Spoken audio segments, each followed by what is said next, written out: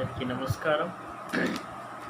My dear students, మీ అందరికీ SA Hindi teaching TV తరఫున స్వాగతం, సుస్వాగతం.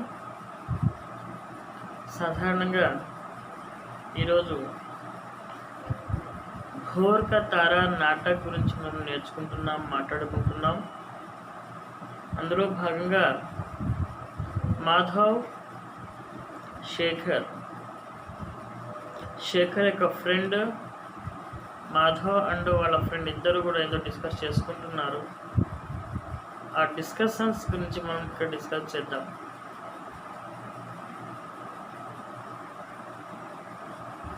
అప్పుడే మాధవ్ వస్తాడు. శేఖర్ ఏదో రాసుకుంటూ ఉంటాడు. శేఖర్ కవి. ఆ సందర్భంలో మాధవ్ వస్తాడు. 2 సార్లు పిలుస్తాడు, పలకడు. తర్వాత మాధవన్ పెద్దగా పిలిచినప్పుడు ఒక్కసారిగా లేచినట్టుగా వాట్, ఓ మాధవ్ నువ్వా, రారా అని చెప్పి కూర్చోబెడతాడు తీసుకొచ్చి. ఆ తర్వాత భోర్ కా తారా ఎప్పుడన్నా చూసావా అని అడుగుతాడు. దానికి సమాధానంగా వాళ్ళ ఫ్రెండ్ చూశాను, ఎందుకు అని అడుగుతాడు. శేఖర్ ఏం చెప్తున్నాడో చూడండి.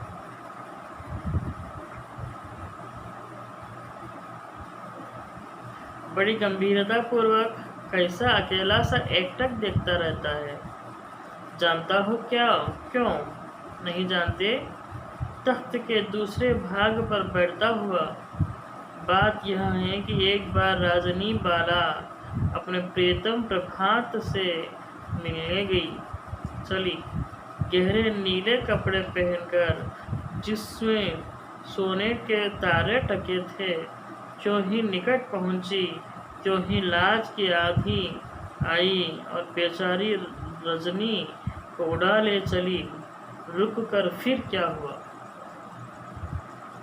ఒకసారి రజనీ బాలా వాళ్ళ ఫ్రెండ్ని కలవడానికి వెళ్ళింది.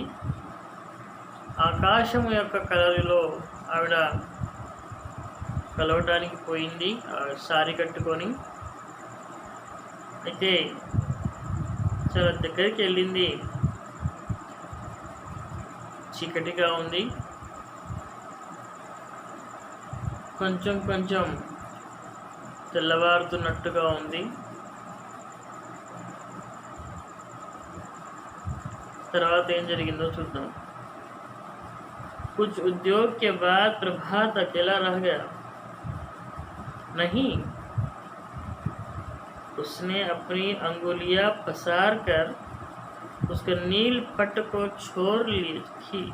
खींच लिया। यह भोर का तारा है ना, उसी छोर में टका हुआ सोने का कण है। एकटक प्रियतम प्रभात को निहार रहा है। जानते हो क्यों? बहुत ऊंची कल्पना है। दिखा चुका है क्या? సాధారణంగా ఇది ఒక ఆయన రాసినటువంటి గొప్ప కహాని నాటక్. ఆ నాటకంలో తన ప్రియుడిని కలవటానికి ఒక ప్రియురాలు వెళ్తుంది. అప్పటికే సాయంత్రం అవ్వబోతా ఉంది. తెల్లవారుజామున సాయంత్రం అవుతుంది. ఆ సాయంత్రంలోనే అక్కడే ఉండిపోతుంది. వాళ్ళ ఫ్రెండ్ ఆ సాయంత్రం సమయంలో దగ్గరికి తీసుకుంటారు. ఆ తర్వాత ఒకళ్ళు చూసుకుంటూనే ఉదయం అయిపోతుంది.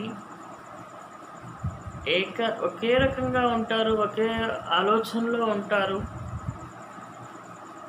అప్పుడే తెల్లవారైపోతుంది. చాలా గొప్ప స్వప్న చెప్తాను విను అంటాడు. మీన్స్ కదా.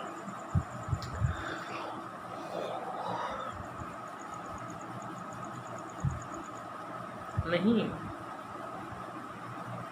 उसने अपनी अभी तो और लिखूंगा। बैठा ही था कि इतने में तुम आ गए हंसते हुए। और तब तुम्हें ध्यान हुआ कि तुम धरती पर ही बैठे थे, आकाश में नहीं। मुझे కోస్ तो नहीं रहे हो శేఖర్. నువ్వు రాయటానికి కూర్చున్నప్పుడు నువ్వు భూమి మీద కూర్చున్నావు, ఆకాశం మీద కూర్చున్నావు, నీకేమైనా అర్థమవుతుందా? వాళ్ళ ఫ్రెండ్ మాధవ్ శేఖర్ని అడుగుతాడు. నాకు ఎగతాళి అయితే చేయట్లేదు కదా మాధవ్ అని శేఖర్ అడుగుతాడు. भोलापन से क्यों? तुम्हारी परियों और तारों की दुनिया में मनुष्यों की दुनिया लेकर आ गया. మీ యొక్క ఆలోచనలో నక్షత్రాలు ఉంటాయి, ఆకాశం ఉంటుంది, ఇలా చాలా ఉంటాయి. అయినా సరే కిందకి తీసుకొచ్చాను నేను వచ్చి అని చెప్పి చెప్తాడు